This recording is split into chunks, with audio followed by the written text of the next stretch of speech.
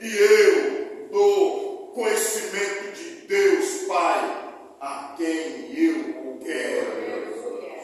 Todo foi dado ao Senhor Jesus Cristo.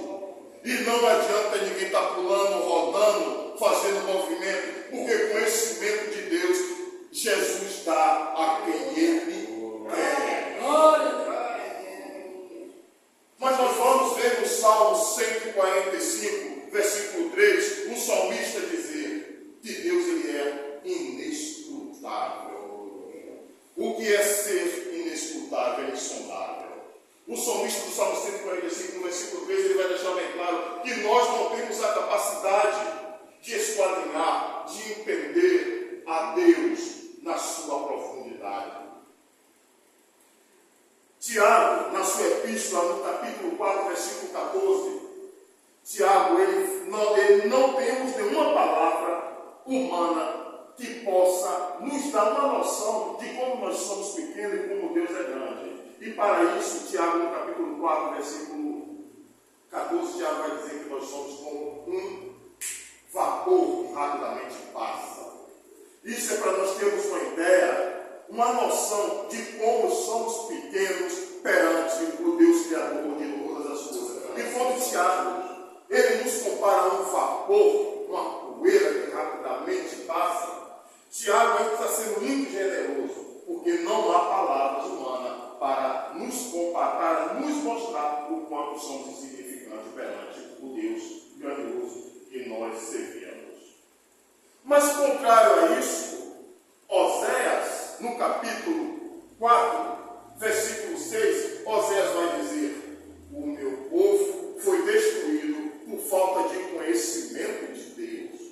O salmista diz que Deus é inescrutável, que nós não temos a capacidade de acessar conhecimento de Deus. Jesus Cristo diz que Ele dá conhecimento de Deus a quem Ele quer. E Oséias vai dizer que sem conhecimento de Deus, nós seremos destruídos, como temos visto aí muitos sendo destruídos, descendo a sepultura, porque não conhece a Deus, não conhece o Deus da Bíblia. E no mesmo versículo 6 do capítulo 4 do livro de Oséias, Deus vai dizer que aqueles que o rejeitam será rejeitado por ele. Ou seja, não tem conhecimento de Deus, o Deus Todo-Poderoso considera uma rejeição a ele.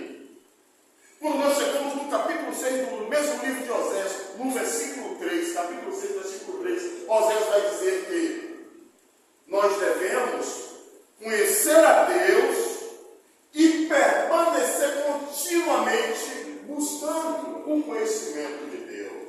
Oséias está falando aí de duas etapas. A primeira é essa aqui, esse mundo físico que nós vivemos. Temos que conhecer a Deus aqui.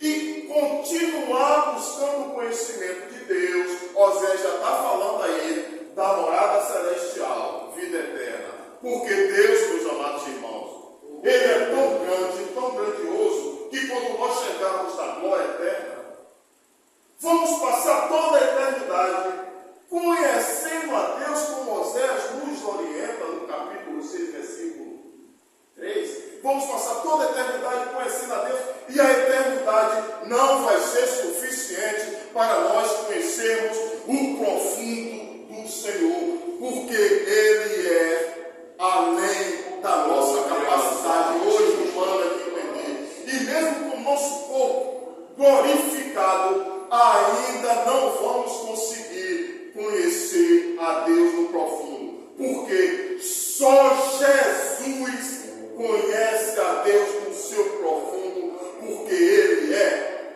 Deus, o nosso Senhor e Salvador Jesus Cristo. Mas, irmão Valtemir, então me diga aí, como é, já que é assim, como é que nós vamos adquirir conhecimento de Deus se nós somos tão falíveis e tão limitados? Quem vai responder isso não sou eu, não, é Paulo. 1 Coríntios capítulo 1, capítulo 2, versículo 13, Paulo vai dizer que só o Espírito revela o Espírito. E nós temos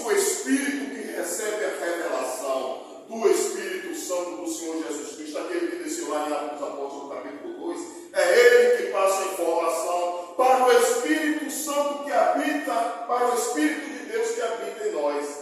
Ele recebe as informações do Espírito Santo. Aquele Espírito que quando nós morremos, retornamos ao pó. E o nosso Espírito, que é o Espírito de Deus que habita em nós, retorna para Deus.